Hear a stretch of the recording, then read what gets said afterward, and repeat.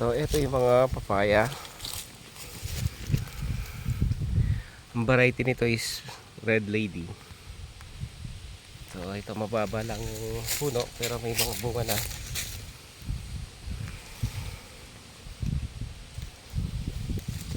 Ito naman yung iba. Kamuting kahoy. At ito naman yung iba, native. So, daming bunga ngayon. Ito yung Red Lady. So, ayan, mga puno ng saging. May ha-harvestin na rin ako. Ito yung aking mga alaga. Habang na sila sa akin.